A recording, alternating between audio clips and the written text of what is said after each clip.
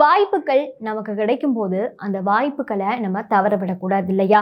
அந்த வகையில ஒரு அழகான இளைஞன் விவசாயினுடைய ஒரே மகளை காதலிக்கிறாரு. இப்படி காதலித்து கொண்டு வரும்போது அவருக்கு திருமணம் செய்து கொள்ளணும் அப்படிங்கிற ஒரு விருப்பமும் ஏற்படுது. அதுக்கு பிறகு விவசாயி கிட்ட போயிட்டு இந்த இளைஞன் கேட்கிறாரு, உங்களுடைய மகளை நான் அப்படி விரும்புறேன், நீங்க எனக்கு கல்யாணம் பண்ணிட்டாங்க அப்படின்னு கேட்கிறாரு. கேட்டதுக்கு பிறகு விவசாயி சொல்றாரு, நான் உனக்கு 3 மாடுகளை தருவேன். அதாவது நான் வளர்க்கக்கூடிய 3 மாடுகளை தருவேன்.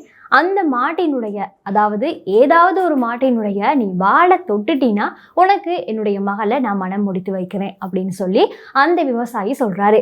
அதுக்கு பிறகு இளைஞன் யோசிக்கிறாரு, இதெல்லாம் என்ன, அசால்ட்டாக அதை நம்ம செய்திடலாமே அப்படின்னு யோசிக்கிறாரு. அதுக்கு பிறகு அந்த விவசாயி என்ன செய்கிறாரு அப்படின்னா, அந்த மாடு கட்டப்பட்டிருக்க தொழுவத்திலிருந்து முதல் மாடை அவிழ்த்து வர்றாரு. அந்த முதல் மாடு பார்க்குறதுக்கு ரொம்ப பயங்கரமாக பெரிய மாடாக இருக்குது. அது சீறி கொண்டு வரும்போது அப்படியே 10 பேரை தூக்கி வீசுகிற மாதிரி அதனுடைய செயற்பாடு இருக்குது. இதை பார்த்துட்டு சரி, இது நம்மளால இயலாது அப்படின்னு சொல்லி இந்த இளைஞன் இது போகட்டும் அப்படின்னு சொல்லிட்டு அந்த மாடை விட்டுறாரு.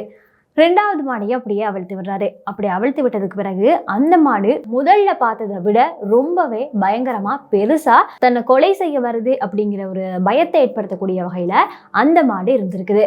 அதையும் சரி, இதுவும் நமக்கு சரி வராது அப்படின்னு சொல்லி அதையும் விட்டுடுறாரு அந்த இளைஞன்.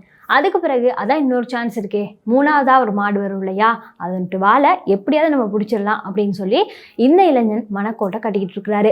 அப்படி கட்டும்போது அந்த விவசாயி என்ன செய்கிறாரு அப்படின்னா, அந்த 3வது மாடையும் அந்த விவசாயி அவிழ்த்து விடுறாரு. அந்த 3வது மாடை அந்த இளைஞன் பார்த்த உடனே என்ன யோசிக்கிறாரு அப்படின்னா, இது என்ன எலும்பும் தோலும் மாதிரி இருக்குது, இதை நம்ம ஈஸியாக இதுட்டு வாழை தொட்டுடலாம், அதனால எந்த பிரச்சனையும் இல்லை அப்படின்னு சொல்லி யோசிச்சுட்டு அந்த மாட்டினுடைய வாழை தொடுறதுக்கு போறாரு. அப்படி போகும்போது அந்த மாடுக்கு அங்கே வாலே இல்லை.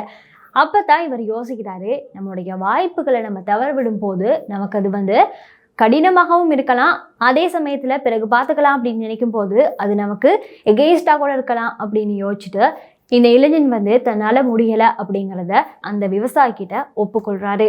இதனால நான் திருமணம் முடிக்க ஆசைப்பட்ட அந்த பெண்ணும் இல்லாமல் போயிடுச்சு அப்படின்னு சொல்லிட்டு விவசாயிக்கிட்ட போயிட்டு தன்னால் முடியலை அப்படிங்கிறத சொல்லிட்டு தலை குனியோட இந்த இளைஞன் அந்த இடத்த விட்டு போறாரு.